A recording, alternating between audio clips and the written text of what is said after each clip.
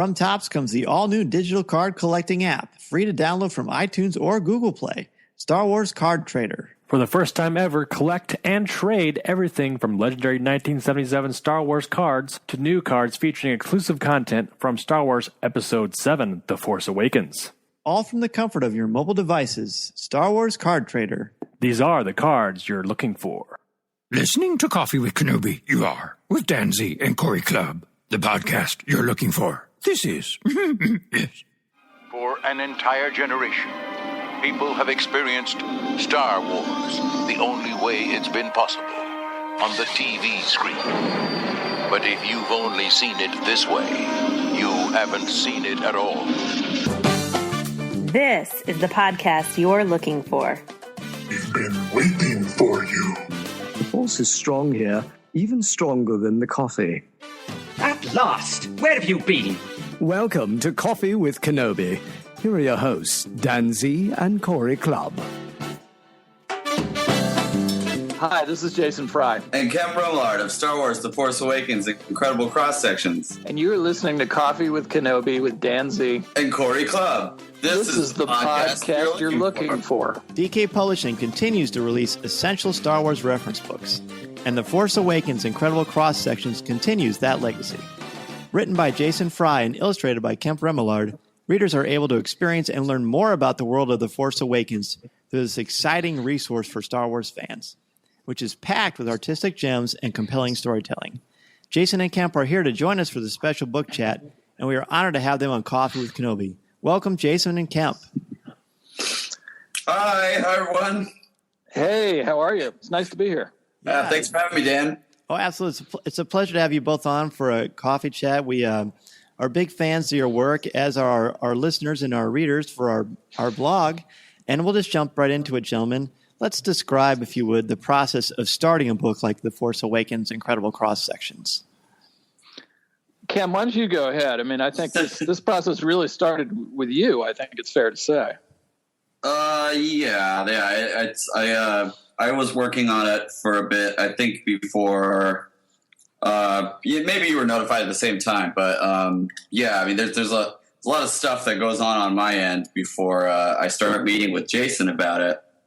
But basically it starts with an email that terrifies you because you are anxiety ridden about completing a job like this. I've obviously never done one of these before, and I was familiar with the books. So, when they first approached me, I kind of shivered in fear, and then got over that.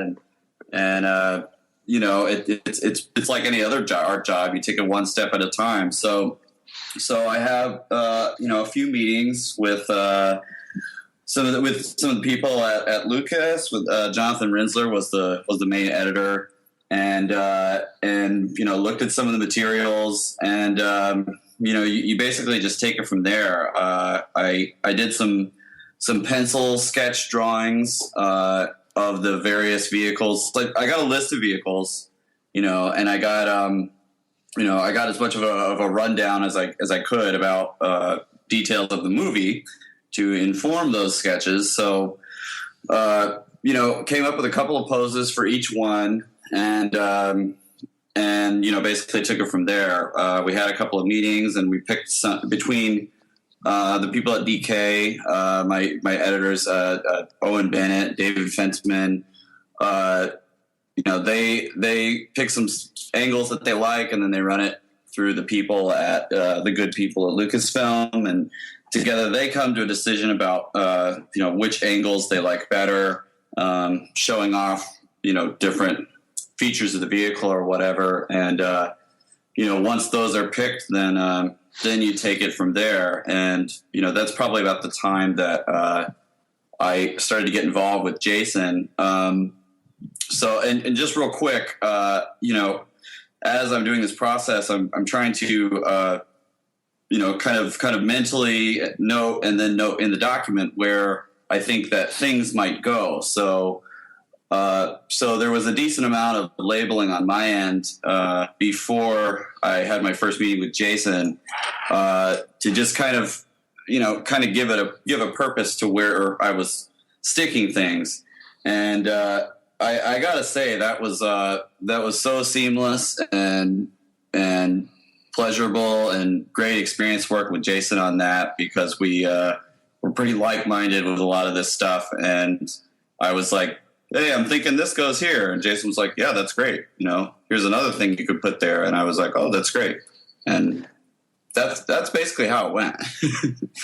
It's from my perspective, a couple things were interesting. One was that we in a way got a bit lucky that I, for various reasons, was doing a lot of traveling out to San Francisco while the book was coming together. So I had several opportunities to actually hole up with Kemp in his office. And I think that was really helpful for both of us in bringing this book together.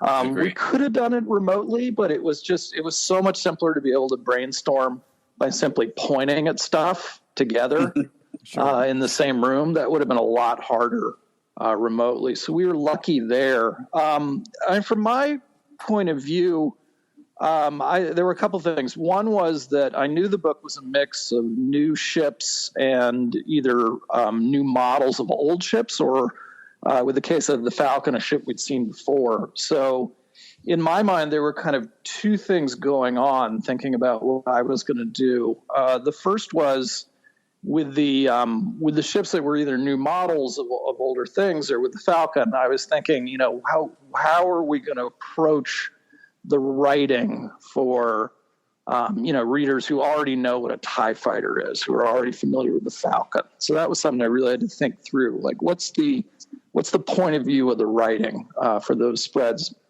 And the other thing was just thinking in general was just, what did we want this book to be? The other locations books are a bit different in tone. They range from, there's really kind of hard sci-fi takes in Curtis Saxton's books to more kind of overall general context takes. So I really thought from the beginning, what approach do I want to take? And of course, Lucasfilm had their own opinions about that. So that was interesting. The final piece for me and Kemp that was interesting, it goes back to talking about how we worked in sync.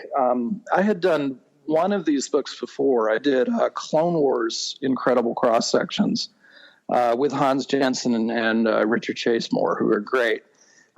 We had an interesting experience putting that book together that I don't remember if it was Hans or Richard, but I kept getting these beautiful cutaway drawings, and they weren't labeled. And I was looking at them, and I was looking at the machinery, and it was interesting because I was thinking, there's obviously a mind at work that's much better than me at engineering and thinking about machines and engines and all that. And I was trying to kind of think along with it and not getting anywhere. And so I finally asked them, and it turned out that, they in a really kind way didn't want to step on my toes, but they were kind of taking the labels off of it. And I said, that's right. So I was like, it's much more important for me to know what you had in mind, because then, everything is going to make sense in a way that it just won't if I'm essentially reinventing it. So I said, I really appreciate the gesture, but let's try it the other way. Like, tell me what you think something is. And if I don't think that works for Star Wars, we'll talk about it or figure it out or rename it, et cetera. And we all kind of said, okay. And then we went that way. And so, yeah, that was a good lesson when I got to this book. I was like, Kemp, whatever you think something is, let's start with that. And then we'll go from there if we need to. See, go ahead.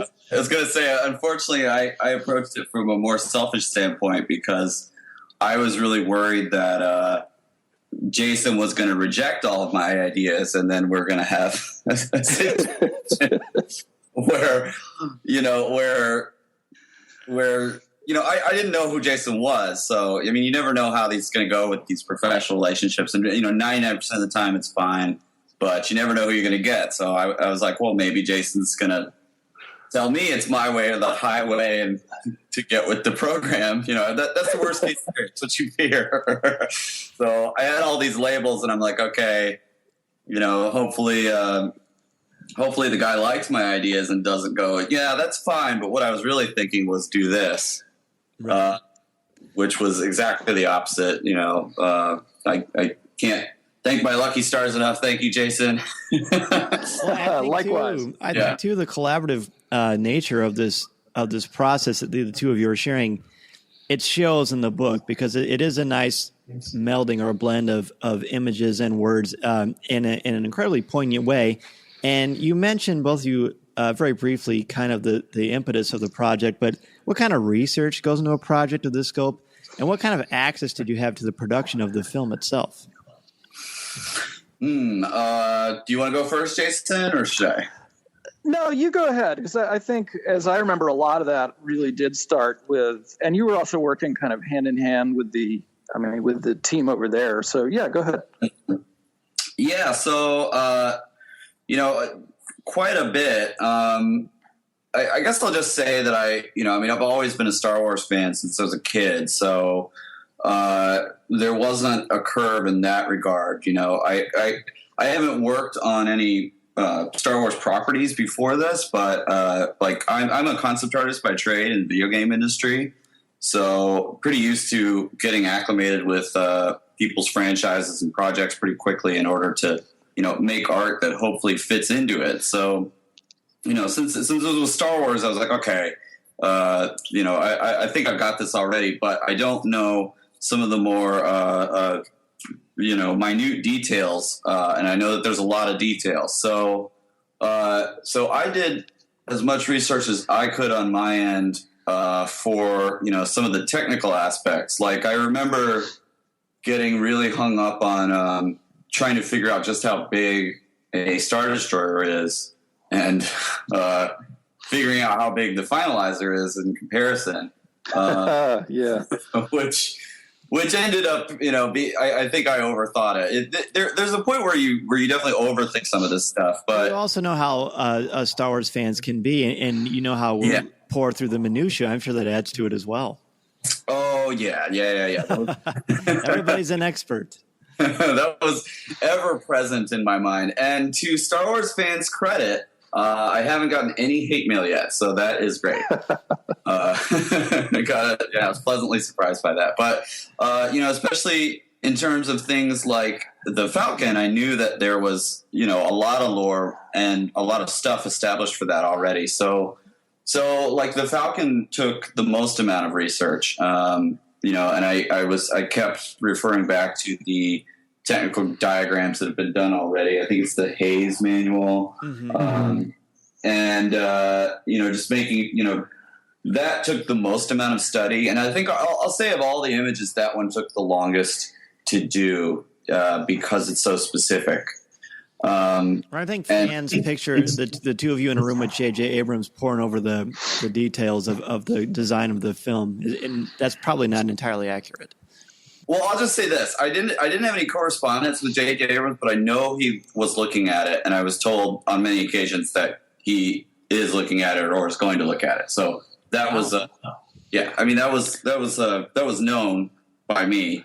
But I worked with Pablo Hidalgo a lot. Mm-hmm. Him and Phil Sizlak, Sizlak. I'm not even saying his last name. His name he's not Mo from The Simpsons, but it's I'm gonna just butcher his name, but Zostak. He's the one that did the Art of book. Sure. And he was on the book. Such a good book. Mm-hmm. Loved it. And of course Troy Alders, but I would go ask Phil most of my smaller-ish questions because he knew a lot of stuff, and he was down the hall. And then, if I had a bigger question, I would ask Pablo because he was downstairs, and or I'd ask Jason. So that's how that went. Yeah, so life is pretty good. Yeah. Yeah, a couple of things from my perspective were interesting on this project. Is one thing, and Kemp, I don't remember if this started with you or with Lucasfilm, but whoever thought it up was brilliant. One thing we did when we were looking at the X-Wing and the TIE Fighter and things like that is we went back to Joe Johnston's sketches to say, what did Joe Johnston say something was? Because that was really, that was the way of getting closest to the spirit of the movies. And, that's something I think is really something that's happening in Star Wars a lot now, is people are looking at, what was the original intent? Like, what was Lucas's intent? What were the model makers and, guys like McQuarrie and Ben Burt and Joe Johnston, what did they have in mind? And really getting back to that original stuff. And that was interesting. I remember being a little worried about it because I thought to myself, if Joe said something was the flux capacitor and somebody else said, no, it's the, it's the picnic basket, then we've got 20 years of lore that's out of sync. What do we do? And it actually didn't turn out to be a problem at all, but it let us, kind of subtly relabel or move a few things. So that was fun. It'd be like someone saying, no, it's 1.22 gigawatts. Yeah. But one of the fundamental things that's just so interesting about this thing that I think a lot of fans and readers lose sight of is, the truth is that books take a lot longer than films. You can do things really much more quickly digitally for the screen than you can for producing books. So, one of the challenges we faced was, we were getting kind of perilously close sometimes to deadlines for DK, and, ships were still being worked on. And there was no way around that except to just do the best you can and see what happens. But your point, the Falcon was a really fun one. I mean, we knew pretty immediately that some things were going to be different. Starting, I think the first thing we noticed was Chewie's bunk and things like that. And in a way, the OCD Star Wars nerd in me, who's never that deeply below the surface, was his first reaction was kind of like, oh no. But, that actually turned out to be a really good thing because it let us address stuff that we would want to address anyway, since the Falcon had there had been some changes made. But the Falcon, oh my goodness, we could talk for an hour just about the Falcon. I mean, the fundamental irreducible thing about the Falcon is that the floor plan doesn't work with what you see in the movie. It just doesn't, because it's the floor plan of the old Space 1999 looking ship that they redid. And there's kind of no way around that. Yeah, how they go up and down in the cannon, and the physics don't seem to match up. No, it doesn't work. It doesn't work at all. And so at a certain point, it's actually kind of healthy because goodness knows. I mean, I can't tell you how many. I mean, by now it's years I've devoted to having fun with Star Wars minutia, but. The Falcon's never going to actually work completely. And, that's okay. It brings you back to the place you should be, which is, we're doing all this great stuff and having fun. But, I mean, look, it's a fun space fantasy movie. Just roll with it. Right. Jason, you're no stranger to Star Wars and literature, clearly, and you're actively contributing to the canon on a regular basis. What does that mean for you as an author and as a Star Wars fan? And how has that impacted your writing process, if at all? Good question. As a Star Wars fan, it's a dream come true. I mean, quite literally, I kind of pinch myself every day that I get to do this. In terms of contributing to the canon, I think it if you think about it that way, that's kind of a good recipe for scaring yourself. Mm-hmm. I really just try to boil it down to, I have a story to tell, and what's the story, and how can I make the story the best story it can be? And then, as part of figuring out that story and figuring out the universe, in this case, the galaxy far, far away you're looking for, then you think about the canon and how it fits, et cetera. But I think, I think Star Wars and every intellectual property gets into trouble when those things get turned around the other way.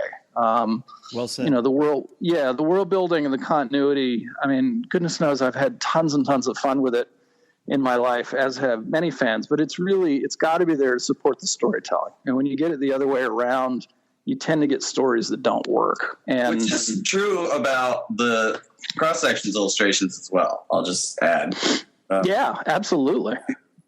Because it's there to augment the story. It's there to, it's obviously like a technical diagram, but that's one of the things that we wrestled with was like, okay, if we're making this such a strict scientific diagram, then it starts to break down and makes everyone's heads hurt. But sorry, go ahead. Sorry.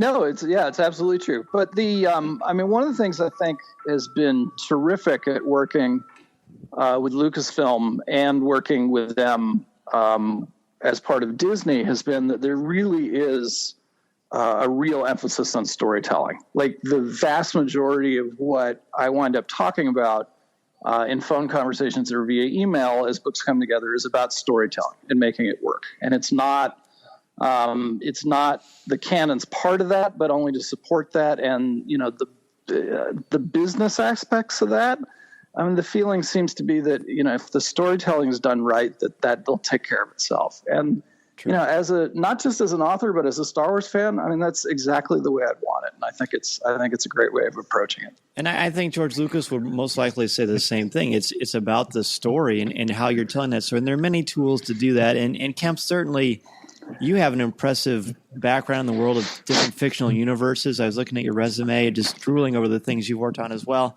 So how did your experiences with G.I. Joe and Transformers shape your work on The Force Awakens? Well, those are interesting. Those are pretty indicative of, lots of other jobs I've done, but it's, mostly what I was doing for them was vehicle concepting. So, that would be, throwing it. A lot of the processes carried over, and then a lot of the kind of thinking carries over too, because I'm coming up with like a fictional vehicle. It has to look like it makes sense, but it has to look cool, and I also have to do it really fast. And so, I have all these tricks I've kind of developed over the years working with them on, making these vehicles look glamorous, for lack of a better word, and really selling it because, some of the time it was for Hasbro, but this is like pre-production work for the movies. So, it's got to really sell in the one image that you're sending around. You can't, sometimes I would send, other views and stuff, but it's not, it's a,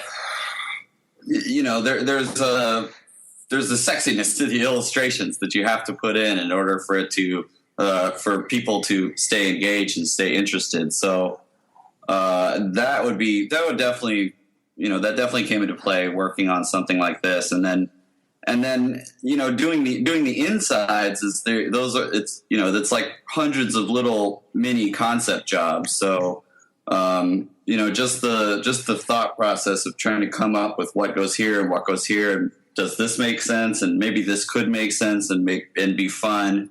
There's this hole here, but I can hide it by doing this and that and the other. I would say that's the biggest carryover, if that makes sense. But okay, good. But I've also done like character design and stuff for these clients as well. So obviously that helped getting the characters from the film to interact with the machines in the book. Well, and honestly, you mentioned the Falcon, and I agree. I would love to sit here for hours and talk about the Falcon, but it's almost like a character in its own right. It sure doesn't have an arc per se, although I guess you could literary it to death and try to figure that out. I think we could probably do that rather entertainingly. But there are little touches in this book, like in the beginning, the description of the vehicle technology, or you put your little clips in there about the news about Han and Leia's marriage that, based on the design of the Falcon, as well as the Easter eggs to Raiders of the Lost Ark, which I absolutely love. I think it's all those touches, gentlemen, that really makes this book come to life. Thank you. Yeah, thank you. No, that was part of the fun. The Falcon Galley thing was interesting because that was kind of a long running good-humored fight I'd been having with other Falcon folks. There's, Ryder Wyndham and the Chris Army, Chris Travis and Chris Reif, did a great job on several books doing the interior of the Falcon. But, the Falcons had so many floor plans, but one of the things that got lost was the galley. And I would, at every con, it would become like a joke. Like I would torture Chris Travis. I was like, "Where's the galley?" He'd be like, "Oh my God, leave me alone." But you got to have a galley. I mean, it makes sense. How'd they get from Hoth to Bespin without a galley? So, beds, so they're obviously staying in the thing. Yeah, they're eating somewhere. Otherwise, there'd be Taco Bell wrappers in the cockpit all the time. Right. So one thing I said to Kemp at the very beginning, I was like, "We're putting in a galley." And I think he was like, "Whoa, what's the matter with this guy?" But I was insistent, both because I thought it should be there, but also then as kind of a humorous dig at those three guys. But then then the fact began, like if it hadn't been there before, we had to account for it, and how could we tell it in a storytelling way? But one thing I want to jump back to real quick, which I'm going to sing Kemp's praises, which I hope he won't mind. But, I mean, it's something he mentioned earlier was really a lesson for me in this book. And it's what he talks about, kind of selling the image. And look at, like, the stormtrooper transport image in this book. Mm-hmm. And, I think there's so much detail, both in terms of the text and the illustrations in that image that, somebody who turns the page to that, it's possible to be put off by it because it's just so much. But there's the way Kemp styled that image, the angle of it, and the motion and action of the troopers coming out of it. I mean, it's so compelling that it draws you in instead of pushing you away. Like you immediately engage with it, you want to be part of it. And that, for me, as a guy who uses words, was a really interesting lesson in terms of thinking about stuff, and something I thought was great throughout the book. And it's on page 8 for those of you who are listening and thumbing through the book as we speak. Oh, shucks. Thanks, Jason. You're welcome. I really appreciate it.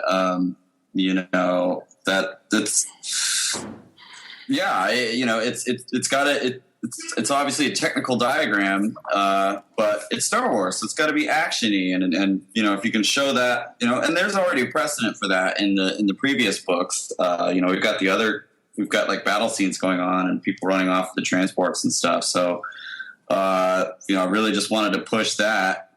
A little part of me is like, oh, great.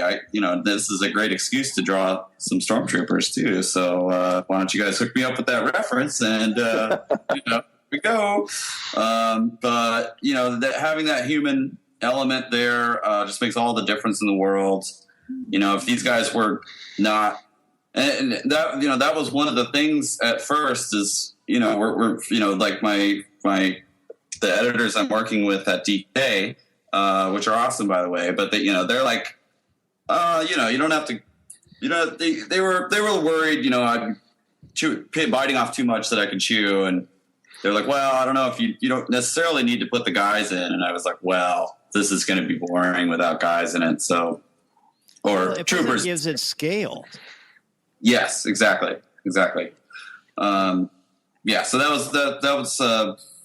that was a big deal for me. And I think they're just as important as the mechanical parts that are under the hood for the image. Well, and I mentioned this in my review on the website as well, and I really believe that this book tells a story, and it's a beautiful marriage of pictures and words, and not often can that be said about something like this. And not only, gentlemen, are you adding to the canvas of Star Wars, but in my classes, when I talk about the word verisimilitude, I open this book and they thumb through it, and we talk about realism in a fictional universe, and you have helped educate a lot of minds.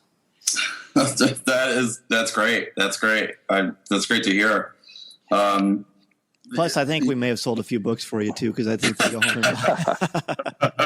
Nothing wrong with that. I want to look at more about the layout and the interiors of the book, and I'm curious to know what are some of the more challenging vehicles to work on. And I think I was going to ask what are you most inspired to help create, but I think the Falcon might be the answer to that one. Was I most inspired to help create? Yeah, and what was maybe the most challenging? Okay. So yeah, I will say that the Falcon was the gift that kept giving because, obviously while I'm working on this book the whole time, I'm going, what am I doing? This is insane. Every now and then it would resurface and I would go, I can't believe I'm working on this. And, that was really big, working on the Falcon. I'd turn into analytical brain, fix some things over here, do this over here, and then kind of step back and go, can't believe I'm working on the Falcon. This is insane. I can't believe it's going to be in print, Does that also make it the most challenging too? Oh yeah, probably. I would probably, although I will say, since things are already established for the Falcon, you have that aspect as well because I had to fill in the blanks for the other things. So the Star Destroyer was a huge question mark in my mind for a long time. I was really stressed about it, and it actually was not as painfully challenging as I thought it would be because of the sheer scale of it and the kind of excitement that was building like once I was putting it together. I did want to mention really quickly, you guys talked about how the Falcon is a character by itself, and I keep making this point. It's basically like Jerry Seinfeld's living room flying in space. Without the Superman image once in a while. Exactly. Without the change of furniture. Actually, it does change furniture, so they're just not eating cereal in there, I guess. But that's in the alley. Jason put the cereal compartment. Exactly, and that's why I put the blue milk out. Because I'm just finish that. But yeah, I mean, it really. And then rewatching the movies a lot, it really drove home that's probably a whole completely different discussion. But I mean, one of the big standout things between the original trilogy and the prequels, it's like original trilogy has this constant where the main characters are in the Falcon cockpit or the main hold. They're always going back to the same place. They're always having these conferences there, and the main characters all get on board at least once. And then there's just not that constant, and in those other films. That all other topics about the films aside, that's one thing that really popped out to me working on this book again, because the Falcon is such a mainstay of the series. So someone asked me what the plans for the Falcon in the future are. I have no idea, but it's hard for me to imagine this thing not being around, like Chewie not being around or something. Do you know what I mean? Agreed. Hey, it's Dan Z. And Corey Clubb. From Coffee with Kenobi. And we are excited to let you know about the Star Wars card trader app from Topps. Yeah, Dan, you remember those cards that came out in 1977, the good old days? Well, they're back again. Yeah, so it's the Star Wars card trader app. It has them all, as well as fantastic images from The Force Awakens, The Clone Wars, Rebels, and much more. Absolutely. You've got your favorite characters, memorable scenes, you've got key moments. It's all there. You get credits every day for free from the app, which is available from iTunes or Google Play. Open packs from the cantina, trade with your friends, and enjoy these amazing Star Wars memories as you take your first step into a larger world. There's so many different sets to choose from also, and there's so many great cards to chase. There's special inserts, there's rewards for completing sets and variants. It's everything you love in collecting from a galaxy far, far away. The Star Wars digital card trader collecting app from Topps. These are the cards you're looking for. Kemp, it's interesting to hear you say that. The one I had that found the most challenging was the quad hopper. Because that, with everything else, it was either, to my mind, it was either fairly straightforward what it was. We hadn't seen a stormtrooper transport, or we hadn't seen that kind of snowspeeder truck, which is really in our book and not in the movie. That happens. But it was pretty clear what those were. But the quad hopper was just a total blank slate. And I remember the two of us kind of sitting there at Kemp's desk. It was fun, but we had no starting point. We were like, all right, what is this thing? And then we'd throw stuff out there and kind of look at each other and be like, does that make sense? And we'd kind of go back and forth. So that one was simultaneously fun, but there's no grounding. It was like, okay, let's just kind of, go out on this limb and see if it breaks or if we get somewhere cool. Yeah, there's no point of reference for it. Yeah, exactly. No, I'm trying to remember if we even knew it gets blown up that fast or not. I think we knew that they don't go on board, but yeah, we were like, what does this thing do? I don't know, come up with something. Yeah, that was a fill in the blanks, and that's kind of one that I saved for a little later. And as you can see, it's got a pretty similar bunk to the Falcon, but that was the best idea I could come up with for this thing. I was thinking maybe try to establish some kind of a form language that's like uniquely Star Wars. So maybe these round bunks, there's one round bunk manufacturer and they sell them to all the ship. That's right. Yeah. They outsource. That's exactly. Yeah. Exactly. Well, I want to bring up, and I see our coffees are getting low and time's running short, which is a shame because I think I would love to have shows where just the three of us talked about the different ships for an hour. I think that would be an incredibly fun experience. But I want to talk about, when I mentioned fun in Star Wars, one thing, Jason, that you have added to the Star Wars culture is the character Zare Leonis. And I love this character for a lot of reasons. One of the reasons is that his first name is pronounced exactly like my last name, so I can tease my co-host Corey that I'm part of the canon now, even though that's not true. But it's pretty rare to introduce a new character into a very well-established fictional universe and have him have an impact and have him resonate. So for you, what does Zare Leonis mean to you? That was just a terrific experience. Zare himself was actually created by the show producers from Rebels. The basics of his backstory and his quest and his family were things that I inherited. But, that said, I was able to, in the Servants of the Empire series in those 4 books, I was able to define when we were starting, what Zare was doing in the year before he enters the academy. And then, of course, ultimately what happens with the quest for him to find his sister. So, it was a blast. What can I say? It was a blast in so many ways. It was fun.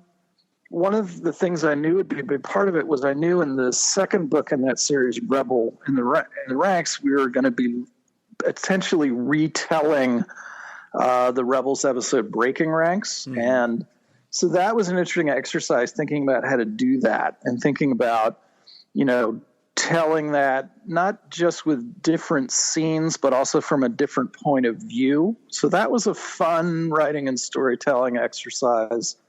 And then from there, though, just the freedom to figure out what the story would be and see where that led me was really interesting. Like Mary Spanjaff was the other protagonist of that series, was entirely my character and kind of began as a foil for Zare. But in developing her, I actually got lucky in some ways because later in that series, we have stretches where Zare is essentially stuck in place storytelling wise. He's at the academy. He's waiting to go somewhere else. Mm-hmm. But he kind of can't move. And because I developed Mary as this other protagonist, I was able actually to keep the narrative from getting kind of sterile and stuck because I could do things with her and then contrast, what she was trying to do with what Zare was trying to do and get something interesting. So that was interesting. It was kind of an intriguing accident, if you will, that came out of the constraints of the overall story and let me do some other things. But it was great. It was great fun and interesting to think about how to fit those in with other stories being told, and also, little things like there are loose ends in that series. We don't find out what happens to some of the secondary characters, and that was something I did deliberately. I felt that it was a little too neat to kind of round off everyone's story. And so experimenting with things like that. So it was a blast. I loved those characters. I find myself, I miss writing them. It'd be fun to see what else they were getting up to at some point. But I agree. I miss reading about them. I truly do. It's a lot of fun to experience those kind of characters. And I think your work, as much as anything, was our first looking at the Empire from the inside and sort of how they use their spin to help advance their mission across the galaxy. Yeah, some of that was being done with Ray Sloan, with John Jackson Miller, and I got to write a short story about Sloan too. That's right. But yeah, what I found very interesting was, the Leoneses start out as Imperial supporters, and then that kind of decays over time. So looking at it from the point of Zare, who's a kid who's growing up fast, but as a kid. That was an interesting way to get into that viewpoint and try to make it realistic, but without losing the fact that, hey, it's Star Wars, and somebody's going to pull out a blaster and race speeders and do stuff that's really fun while exploring those things. Right, and clearly it was a blast, and book readers all around the world have certainly enjoyed them, and I've enjoyed very much talking to both of you, gentlemen. It's been a real treat and a thrill to have you on Coffee with Kenobi. And before we let you go, we have our 5 questions that we ask each guest to kind of show the commonality we have as Star Wars fans and show that we're really more alike than we are different. And Jason, I'll start with you. What is your favorite Star Wars movie? Well, I'm a 46-year-old dude, so it's The Empire Strikes Back, like everyone else. Sure.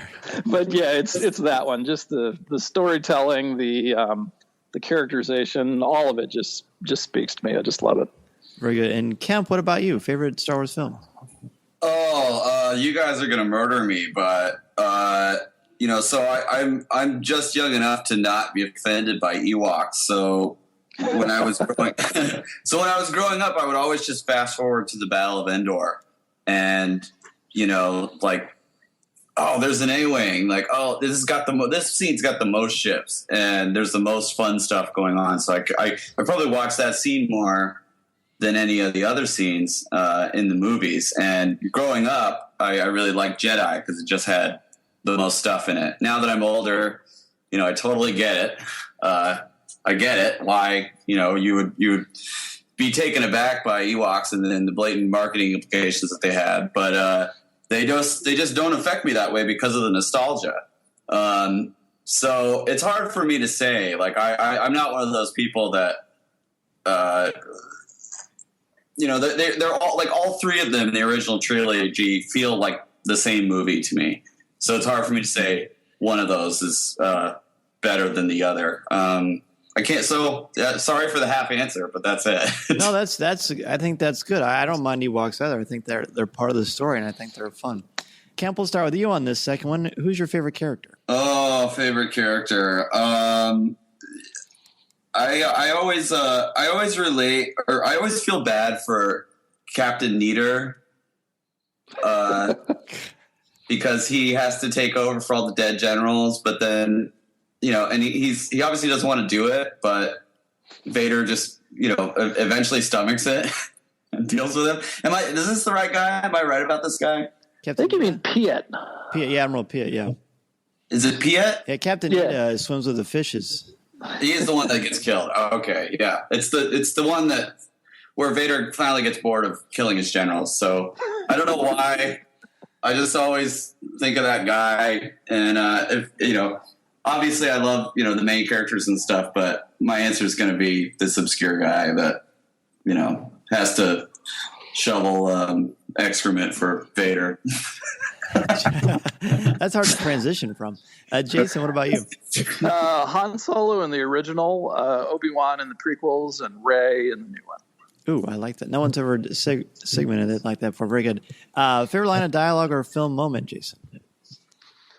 Oh, it's got to be Vader to Luke in the carbon freeze chamber when they first meet. It's just chills, even the 200th time I've seen it. Same. That's on my stars.com profile. That's what I have for my favorite moment as well. What about you, Kemp? I would have to say when Luke is whining about not getting to go to Tossie Station, because that's the line my cousin and I would just say over and over as kids and thought it was hilarious. So, Kemp, if you collect, what is your favorite collectible that you own? Collectibles. That's an odd one. I did end up buying some of these die-cast vehicles after I started working on this book, but I don't know. I have a pretty decent book collection, but yeah, it would be the books, definitely. Very good. Yeah. And what about you, Jason? I have a set of Stormtrooper armor. When I was a kid, there were three things I wanted. I wanted a T-Rex skull, I wanted Met season tickets, and I wanted a set of Stormtrooper armor. And there's like 4 T-Rex skulls in the whole world. That doesn't work. And I don't really have time to go to A1 Mets games a year, so that was out. But I did get the set of Stormtrooper armor, and it makes me happy every day. No, it actually dates back to way back to the 90s when this was sort of still underground, and someone in kind of the proto 501st in California hooked me up with it. Beautiful. I just got the Anovos armor, and it's pretty great. My 2-year-old thinks it's the coolest thing that ever was. So, well, it is. It is. Your 2-year-old is right. That's right. It's good parenting, is what it is. So, guys, what particular messages or themes about the Star Wars saga resonate or speak to you? There's so much there. It's living up to the legacy of those who've come before and figuring out when it's not for you and good and evil and all that. But beyond all that, just, go pick up a book or go to the movies, play a video game, and, be rapturously entertained for a couple hours. That's the point. Yeah. It's an aspirational, inspirational story. The hero story thing is talked about a lot with Star Wars. And I think that it's not that's what it is. That's what it is. It's supposed to be a fun adventure that makes you feel happy, because you like the characters and you want them to succeed, and you feel danger for them because it's a fun adventure, and that's what it is. Well, gentlemen, your enthusiasm and your eloquence are very much appreciated. We'd love to have you back on Coffee with Kenobi anytime you're interested in coming back to chat with us. Where can people get in touch with the both of you, and what kind of projects are you working on that you're allowed to share with us? I actually just got word about getting permission to talk about this, but Jason and I are both working on the locations book for episode 7. Great. So look for that in October. Very excited to be working on that with Jason again. And if I didn't say so before, I just want to say, it was an absolute pleasure working with Jason on this book. I love the writing that accompanies the illustrations, and I'm really excited to be working with him again on this locations book. So that is what is coming up. And if you want to get in touch with me, if you're interested in my work, just go to my website. It's kempart.com. That's KEMPART.com. And my email address is on there and stuff too. So yeah, get in touch. Yeah, I'm Kemp. I'm so excited I'm so excited we're allowed to talk about that. I think that's like the first scoop. I think that's a great scoop for a podcast, which is it is. Yeah, doing that book. And as Kemp said, I'm really happy we're working together again. I think we're a good team and we have a lot of fun. So looking forward to more of it. I have some other projects, mostly I can't talk about, but weirdly I have written a Star Wars paint by numbers book you can find on Amazon. I did not do the paint by numbers part, which is best for all involved. If you want to find me, my Tumblr is Jason Fry's Dorkery. I don't know the URL, but you can find it. Or on Twitter, I'm Jason C. Fry. Not Jason Fry, who's he's a Windows he's a mobile programmer in the UK who's better looking than I am and smarter and more charming, but he's not me. So follow both of us, but I'm Jason C. Fry. But he's not on Coffee with Kenobi, so that's Well, guys, thanks again. Thank you again for sharing your time and talents, and maybe later in the year we'll have you back on to talk more about your amazing work. Yeah, please do. Be great. Yeah, we could talk endlessly about this stuff, so anytime. Seriously, this has been great. Thank you both. Chewie, get us out of here!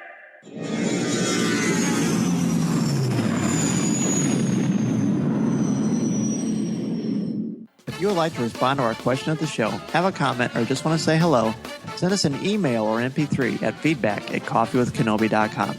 Or if you have a specific question or comment for either of us individually, email us at danz@coffeewithkenobi.com or coryc@coffeewithkenobi.com, or visit us at coffeewithkenobi.com and click on the Contact Us section or comment on one of the stories featured on the site.